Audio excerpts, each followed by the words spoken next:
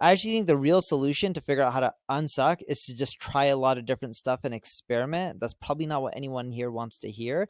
All right, so we're going to talk about how to unsuck at social media. So maybe, Neil, it'd be helpful if we're vulnerable, and we talked about this in the last 2 episodes, but if we could be vulnerable and maybe outline where we think we suck first, and maybe this is even an episode that we can send to our teams to help us unsuck in those areas.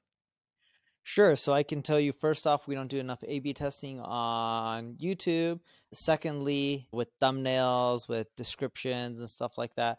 The second thing is we don't respond to, or I don't respond to my messages, my direct messages often enough, whether it's Twitter DMs or whether it's on Instagram or TikTok. I log in every once in a while, but I don't log in enough. My team logs in and posts on my behalf, but I'm not logging enough myself to respond to comments and direct messages. And then the third thing that I would say is I'm not willing to open up my life, which would probably cause much, much more engagement just due to privacy. And I like my private life. Like, for example, the team tried having me or having someone follow me around, and they believe the content was amazing and they felt it would have gotten much, much more engagement. And I looked at it and I felt it was great and it would do really well from an engagement standpoint. I just wasn't willing to let them post it up. I just like my privacy. All right, so here's what I'll say. Emma, is that a booger? Anyway, so She's playing with slime. all right. Although hopefully she doesn't get that on the carpet because it would be so hard to get rid of I that. don't think slime does that. Anyway, so here's what I think we should be doing. Let's talk about. So for me in particular, it comes down to posting velocity at the end of the day. A couple of reels a day on my Instagram. So 2 reels, 3 reels or so, which also means posting the TikToks a couple of times a day, posting the YouTube Shorts a couple of times a day, because that's the trending platform, or more so trending feature right now, I should call it. And I would say in the context of this podcast, we would have a unique profile on Twitter and LinkedIn, and we'd just be posting all this content, all the full videos to Twitter, to LinkedIn. And if it's a company page on LinkedIn, we don't get throttled. So we should be doing that all day. And occasionally, Neil and I, if it's a really good episode, we might just reshare it and help it get more reach and comment on it as well. And that will help it grow. And more AI enhanced content. So taking content from this podcast, for example, making it into a full blog post, letting the AI do 60 to 70% of the work and letting the human being do the other 30%. That's very scalable as well. So overall, I think it's just not enough. Some of it's a quantity game, right? Obviously there's a quality game as well, but I happen to think, and I'm biased here, that we do say more quality things than quantity things on this pod. We just don't have enough to put it to match. We don't have enough human power to match the velocity that we want. I do think that's going to change in the next year or two. I do think an AI tool is going to come out where it's just going to find the best spots, come up with headlines, come up with a thumbnail, and come up with the captioning on its own, and it's just going to spit stuff out. So I'm excited about where it's going, but that's what I would say. Velocity for us, and also consistency from us. What else? So how do you think other people should unsuck at it? I'm with you on the AI stuff, because no matter how small or large you are, like, we're still a small business. We have 700 plus people.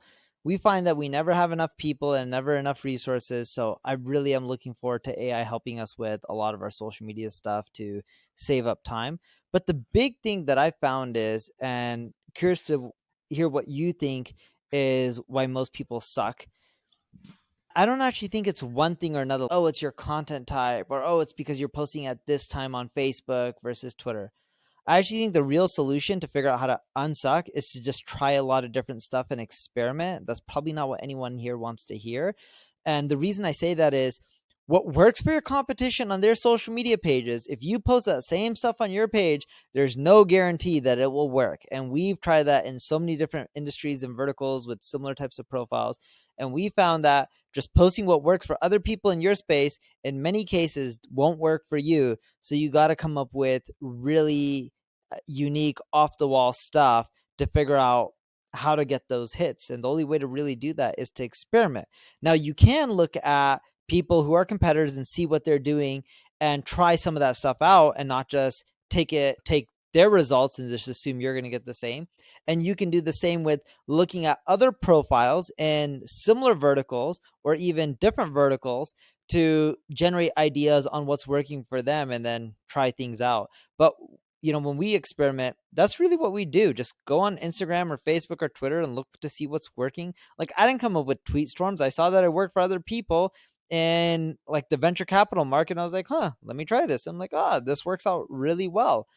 I just think most people with their social media, they're afraid to test because they're worried about what people will think about you.